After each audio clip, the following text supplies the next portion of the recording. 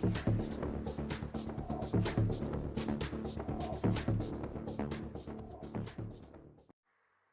know the captain is down, but we've got a mission to do. The seals must be breached. It's the only way. It's only a matter of time before the Imperium gets involved, and that's bad business for everybody. Welcome back to Battle for Arcos and the final game of our Dark Uprising campaign as the High-Sec Enforcers make their way to the environmental seals that keep Arcos safe from the toxic atmosphere around it.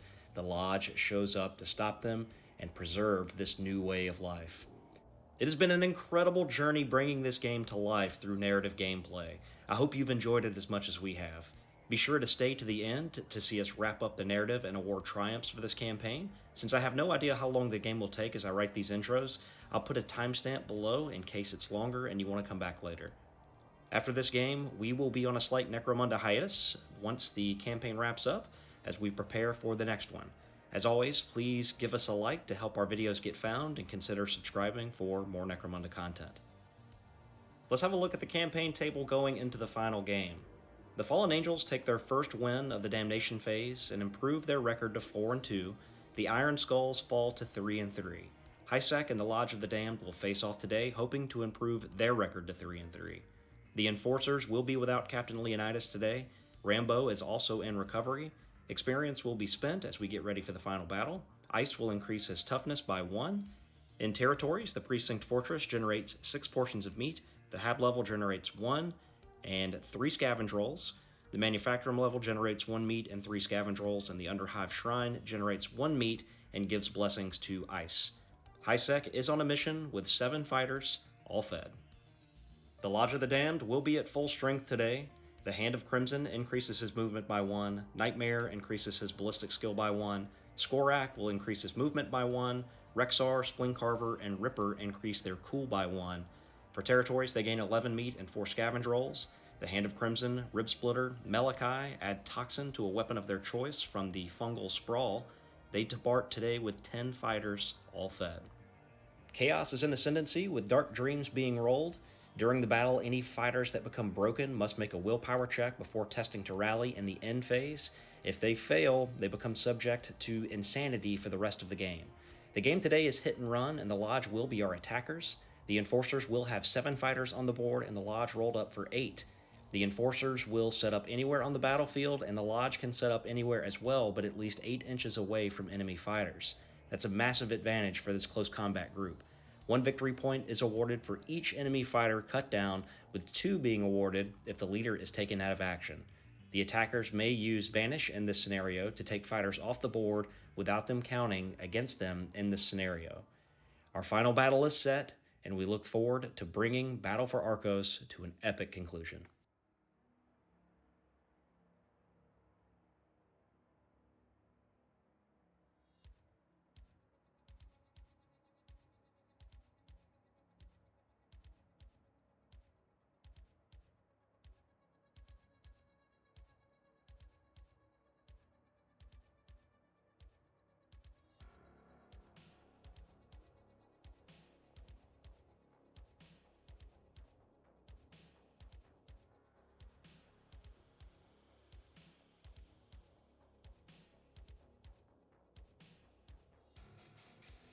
Priority rolls coming out for turn 1, the Enforcers with a 5, the Corpse Grinders with a 6, and they will be up first. Rexar is going to attempt to toss a smoke grenade. He will use an aim for his first action, so this will lower him to a 3 required to hit. It is going to miss. We're going to take an ammo check, and that's going to fail. So he's going to lose smoke grenades from his fighter card for this fight. We're going to roll a d6 and a scatter to see where it goes. 4 inches using the small arrow. It will connect with the wall. And then moving over for the Enforcers for their initial move, 8-Ball will use his first action to move. His second action is going to be to target the ground next to Rexar and the Hand of Crimson, and he is going to let loose a grenade from his grenade launcher. And this will require 4s to hit. And that shot is going to miss. So we are going to do a d6 and a scatter. It's going to scatter 1 inch. And the scatter coming out, it looks like it's going to land right beside him going into the wall. So it's still going to hit. and they're going to go down pinned. We are going to see if they are knocked back. First rolling up for Rexar, that will fail, and we're also going to roll up for the Hand of Crimson. He will not be knocked back. They're going down where they are. Wound rolls coming out next, needing a 4, strength 4, toughness, strength 3, toughness 3 on Rexar. That will fail. And then the Hand of Crimson needs 5s due to his increased toughness. It will wound, and an armor save will be taken, easily passed with a 6. Similar strategy on the other side. Rib Splitter is going to toss a smoke grenade, and he's easily going to hit on a 6. Ammo check will roll out as well, just fine. So with smoke going up for the Lodge of the Damned, we go back over to the Enforcers. And Champ is going to use his first action to move. His second action will be to fire his grenade launcher. He's going to be targeting the ground that's next to Nightmare. Shot is short range, no cover, so 4s will be needed to hit. And that shot will miss. We are going to take an ammo check, needing a 6 on this weapon, and unfortunately that weapon is jammed. We do roll out to see where it scatters. It will go an inch, and it's still going to hit Nightmare, so he will go down pinned. We are going to roll to see if he gets knocked back, and he does. We're then going to roll for a wound, and it will need 4s here. And there is no wound, so Nightmare just getting knocked back, going down pinned. We're then going to see N'Zoth. He is going to move twice, getting into the smoke. And that is going to get a reaction from Lucky. He's got an Infrasight on this weapon, which I overlooked, and he is going to fire through the smoke. He is going to connect using an aim for his first action. And then the roll to wound is no good, but N'Zoth does go down pinned. Back over for the Corpse Grinder, Skorak is going to make a move behind the smoke. Broadside will activate with his Enforcer shotgun and move twice, going down the stairs. And over for the Lodge of the Damned, Malachi is going to move up using the stairs and the railing as cover. And back over for the Enforcers, Ice will activate. He is going to move twice, getting into a better position for next turn. Nightmare is going to use his first action to stand and his second action to move behind cover. Big Slick is going to use an aim and fire his grenade launcher, targeting the ground beside Malachi. The aim takes him to a 3-up to hit, which is good. We then roll for a wound, and it is no good. We rolled the knockback off camera. It was no good as well. Azrael then moves twice, really applying the pressure to the Enforcers on this flank. And the top half of his body is now sticking out of that 2.5-inch smoke. And Switch will activate. He will use his first action to move. His second is going to be to fire his Enforcer bolt gun down at Azrael. And he is going to miss that shot. The Hand of Crimson will then get to his feet and move to the bottom of the stairs. And that brings us to the end of turn 1, so there were some shots fired. Many fighters went down pinned, while the Corpse Grinders do have the numbers advantage in this particular scenario, as well as the range being close combat oriented and starting so close. The Enforcers definitely have the terrain that they're using to their advantage. The smoke dissipates, and turn 2 is coming up.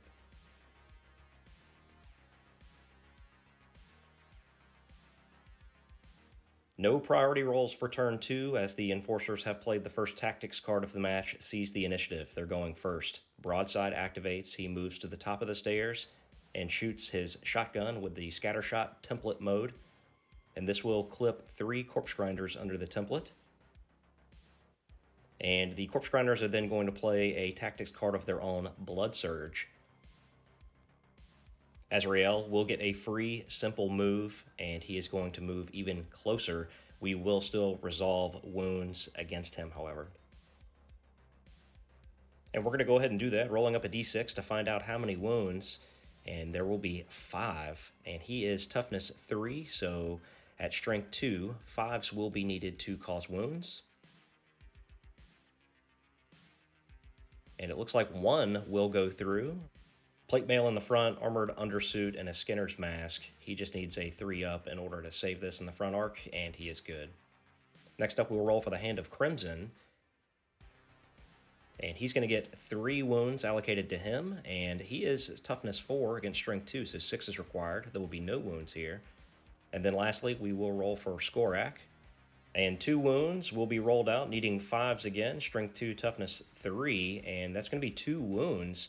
Plate mail, Under Armor suit, and Skinner's Mask, we're going to roll up saves, and both of those are going to fail. So 2 damage rolls will be coming out, and he is going down out of action. Wow, that's a big result for the Enforcers.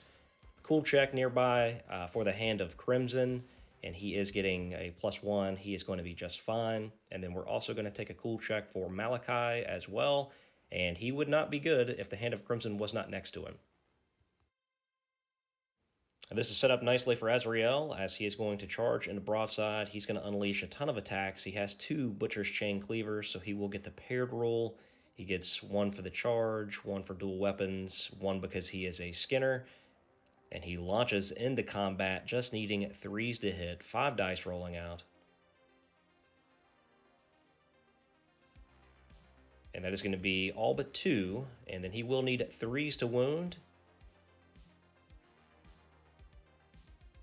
And that'll be 2 wounds that go through. This is going to cut right through the armor, so 2 damage each. 4 injury dice will be rolled out, and he is going to get the coup de grace from Azrael. The Lodge will play their last tactics card, Savage Brutality, and all fighters within 12 inches that can draw line of sight to the target must take nerve test. And if you fail this nerve test, you will become broken, but you will automatically rally in the end phase. But this could be huge, as the Enforcers could lose their ready markers. And first, we're going to take a nerve check for Ice, as he is within 3 inches, so he will test as normal. He is just fine. All of the Enforcers are within 12 inches, except for Champ there on the far left side. So first, we are going to test for 8-Ball. He has a cool of 7, but he is within 3 inches of some friends, so he is going to be just fine. Next, we're going to test for Switch. He is going to pass on a 7. Big Slick will roll for him next. And he is good on a 5, as there are 2 fighters within 3 inches of him, giving him a bonus. And then lastly, we're going to test for Lucky. And Lucky is going to fail. The sniper will become broken, lose his ready marker, and he is going to make a run for cover 2d6, 5 inches. Up for the Enforcers, Champ is going to activate and make a move. He's then going to pull out his stub gun and target Azrael on the stairs. Azrael will be getting partial cover. It is long range, so 5s will be needed. And that shot is going to miss. We are going to take a stray shot for 8-Ball nearby. That will miss as well. Rexar will then get to his feet. He's going to shoot up at Ice with his auto pistol. And this shot will need 4s. That shot will miss. An ammo check will be required, needing a 4. Ammo check is good. And back over for the Enforcers, Ice is going to activate. He's going to aim and fire at Azrael. No cover, short range, Enforcer bolt gun. Needing 2s to hit. And he will get a hit. 3 hits rapid fire. And just needing 3s to do a wound here. And that is a terrible roll. Azrael does go down pinned. Fails an initiative check, so he's going to fall down to the next level. And then we are going to take another initiative check. He's going to get a +1 modifier due to the railing here. And at this time, he's going to pass on this 3 that is rolled out. Does he take damage from the fall? The answer is no. Rib Splitter will activate next. First action will be to move. Second action will be to toss a smoke grenade. Again, trying to give the Corpse Grinders a screen so they can move up closer. He's going to toss this out, needing a 4. It will miss. Ammo check is good. D6 and a scatter. 4 inches, and it's going off the stairs.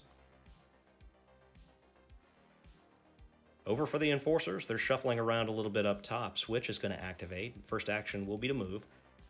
Second action will be to target Rib Splitter with his Enforcer bolt gun. It is short range. He will get a +1 here, so needing 3s to hit. And rapid fire shot that will fail. Enforcers will play their last tactics card, a lucky shot, to re-roll this back out. And he will get a hit, so he will go down at pinned here. And then needing 3s to wound, he will get a wound. Armor save will be taken, needing a 5. This weapon is AP -1. It is going to fail, so 2 damage. 2 injury dice will be rolled out, and 1 goes off the table, but the only one that you need to see is right there. He is going out of action. A nearby cool check from N'Zoth is good, but the Enforcer's going up 2-1. N'Zoth activates, uses an action to stand, and another action to start moving up the steps, ready to get a charge off on the next turn. This is going to get a reaction from Big Slick. He is going to aim with his stub gun. Got him within 6 inches here. So he will get partial cover. 3s will be needed to hit, and that's exactly what he's going to get. He will go down pinned. The wound roll needs a 4, strength 3, toughness 3, and that's no good. But we will take an initiative check to find out if he falls, and he is going to fail this initiative check. He's going to fall and hit the ground. He's going to take a strength 3 hit, so we're going to roll to see if that wounds. Again, needing a 4. And there is no wound. Nightmare then makes a double move, again applying pressure up the stairs.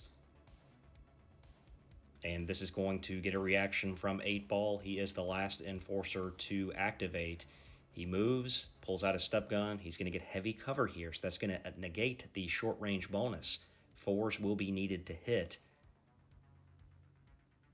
And that shot is no good. It is going to miss Nightmare. They're going to get a charge off on the next turn if they can win the initiative. Now we also roll up for a stray shot here to see if it hits Switch. It does not. Next up, the Hand of Crimson will get to his feet and make a 6-inch move. And then Malachi will also get to his feet, make a 5-inch move. The Lodge of the Dam looking to apply pressure on both flanks, and the Enforcers are quickly running out of space. And that brings turn 2 to a close. The Enforcers once again had a very good round of firing. Enforcer bolt guns doing what they need to do, but the Corpse Grinders are now on both flanks and threatening to charge in both directions. So this is going to be a crucial priority roll.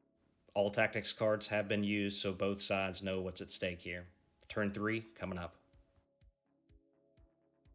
Smoke dissipates, Lucky automatically rallies, and no bottle tests are required. Crucial turn 3 priority roll coming out now. Enforcers with a 5, Lodge of the Damned with a 4. We're going to see a group activation here at the very beginning. Champ is going to nominate Switch to fire his Enforcer bolt gun down at Nightmare, getting a +1 due to short range. That is easily going to hit on this 4, and it's strength 4 against toughness 3, so just needs 3s to wound. A wound will go through. Armor save will be taken.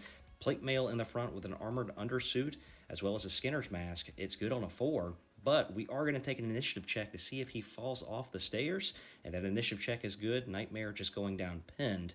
Champ will then activate as the second part of this group activation. He moves up, and he is going to target the ground next to Malachi with his grenade launcher. This is just going to be a straight 4 to hit.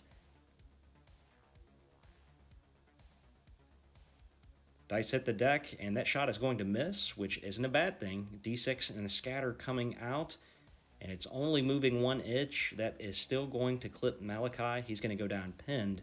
We're going to roll to see if he is knocked back. If this is greater than his strength, he will be knocked back. He is not.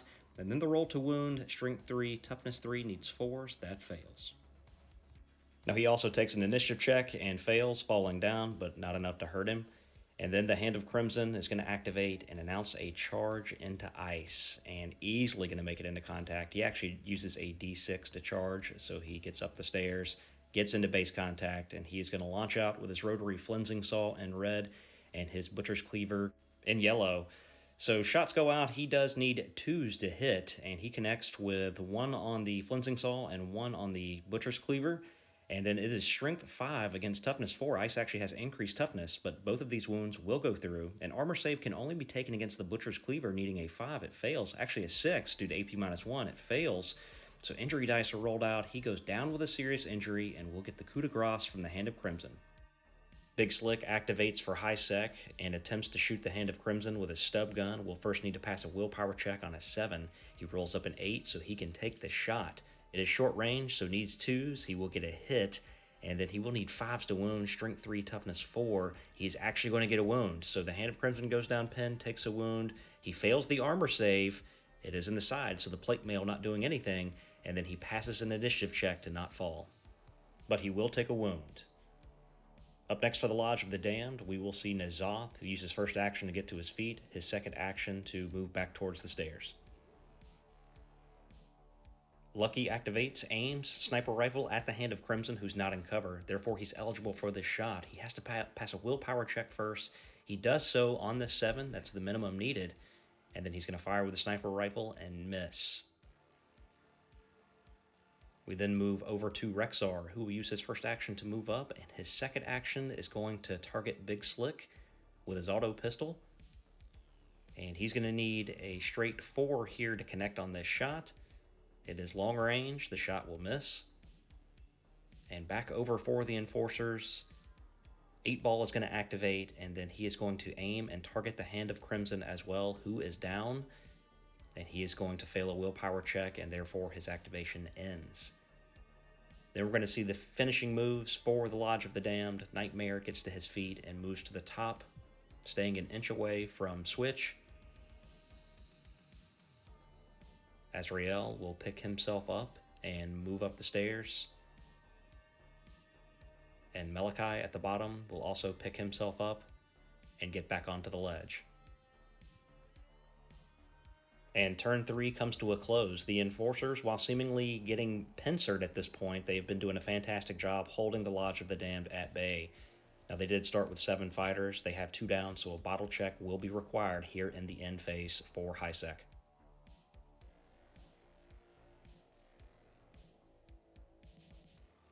Bottle check coming out now for the High-Sec Enforcers, and it's a 6.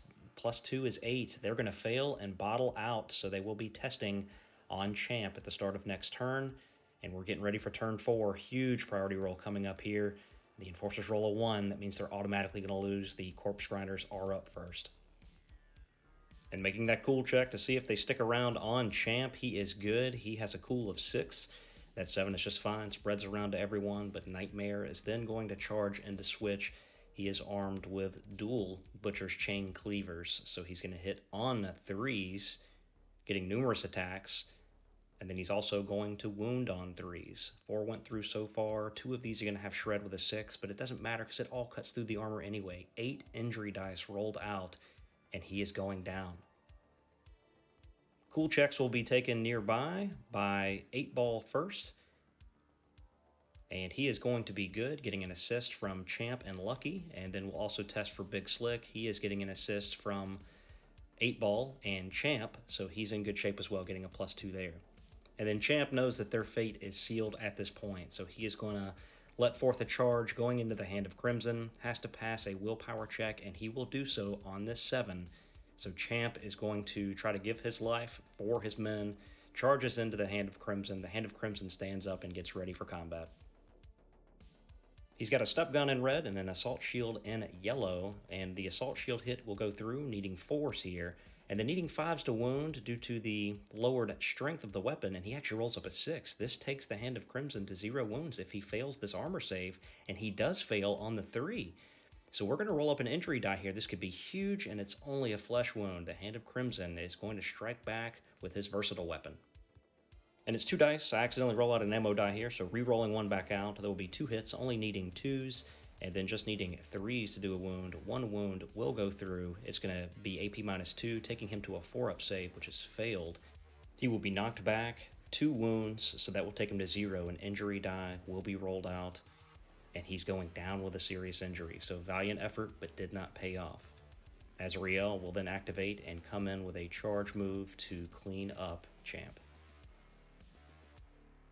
Big Slick then activates, targets the Hand of Crimson with an aim with his stub gun, and fires, needs to pass a willpower check, and fails. His activation will end. And back over to the Lodge of the Damned, the Hand of Crimson is going to charge into 8-Ball, and he's going to let loose with his 4 attacks, needing 2s. All of these will go through. The red is the Rotary Flensing Saw. And then he is going to get a shred on one of those, and 3 wounds in total go through. Flensing Saw, AP -4, so needs a 6, and the other 2 need 4s. All fail. A lot of injury dice roll out, and he's going out of action as well. Nerve tests are taken from nearby Lucky and Big Slick. And Lucky will be up first. He is good. Big Slick rolls up next, and he is also good. Lucky will then pull out a stub gun, aim, and fire at Nightmare. Just needs 2s to hit here. And he is easily going to get a hit. Ammo check required, which is good. He will go down pinned. The wound roll is a 6, so a save will be taken and failed. Injury die will be rolled out here. And Nightmare going down with a serious injury. The rest of the Lodge of the Damned will make moves, closing in on the Enforcers, but at this point, it is all but wrapped up.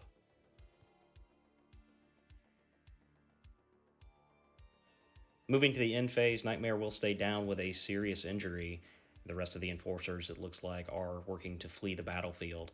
We are going to roll for an initiative just to see who would have it in turn 5, and the Corpse Grinders would be up, but it looks like Captain Leonidas has somehow snuck onto the battlefield. Alright, men. Good distraction. I've made it to the seal. Let's send these sons of bitches to whatever god they want to meet. This ends now.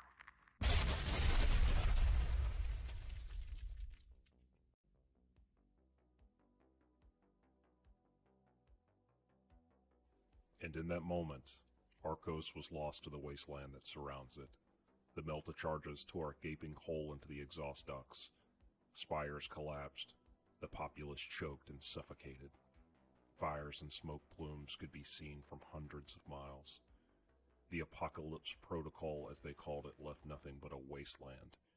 Inhabitable to all life, Arcos was labeled a grave hive by Imperial order.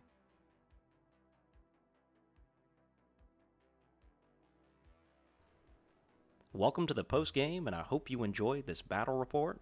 Again, we've had so much fun bringing this game and campaign to life. We're really excited about next season as we introduce more factions and new stories. The Lodge of the Damned will take a victory today with a score of 7-2. They will improve their record to 3-3 as Hisek, while starting strong, will finish at 2-4. The man of the match today goes to the Hand of Crimson. The butcher of any Corpse Grinder cult gang is a wrecking ball when he gets into enemy lines. In triumphs, our first award is to the gang that accumulated the most meat. Flesh Harvester is awarded to the Lodge of the Damned, and rightfully so. They finished with 34 meat, and Hisek came in second with 14. Legendary status for having the highest reputation goes to the Fallen Angels of House Escher. They finished with 11 reputation, with the next closest being the Lodge of the Damned at 9. The Savage Brutality Triumph for the most out of actions goes to the Hisek Enforcers with 27 out of actions caused. The Iron Skulls finished second with 23. The King Nothing Triumph for the most wealth is awarded to the Hisek Enforcers with a wealth of 1638. The Lodge comes in second at 1615. Lastly, the Battle for Arcos Triumph with the best overall record goes to the Fallen Angels of House Escher. They finished the campaign at 4-2. While they caused the least out of actions, the scenarios were won with skill and cunning.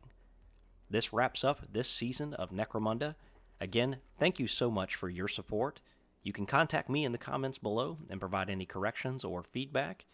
We have a lot to paint between now and the next campaign, but rest assured, the best is yet to come with Season 3, Shadows of Primus. See you next time.